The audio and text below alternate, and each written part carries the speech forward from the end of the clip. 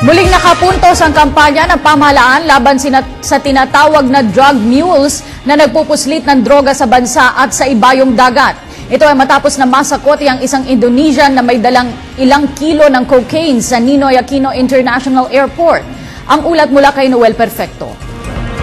Muling nagtagumpay ang kampanya ng gobyerno kontra mga dayuhang nagdadala ng droga o lalong kilala sa bansag na drug mules.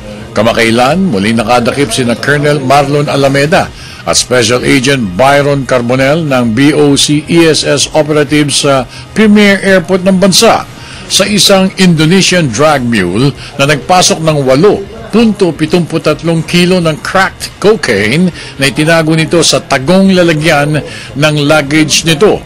Kinilala ni Colonel Alameda ang dayuhang drug mule na si Dewi Wulandari, pang-15 na huling miyembro ng Asian Drug Syndicate na nag-operate sa bansa. Aabot sa halagang 50 million pesos ang crack cocaine na dala nito. Galing siya ng China, and then she went to Peru, and then after Peru, nag-stop over siya sa Brazil, and then Dubai. From Dubai to Manila. Pero at that time, Colonel, dala-dala na ho niya yung kontrabando? Yes, chinek-in niya ito sa Peru.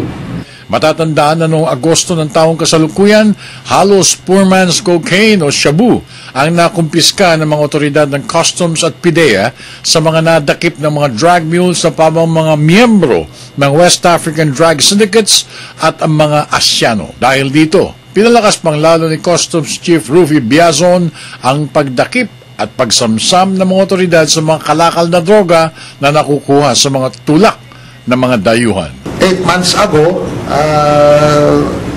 dumagsa itong mga pagdating itong mga drug mules, tama-tama naman lahat na sila nahuli namin. So, base na rin ito sa kampanya ng aming commissioner. Para sa Telebisyon ng Bayan, ako naman si Noel Perfecto.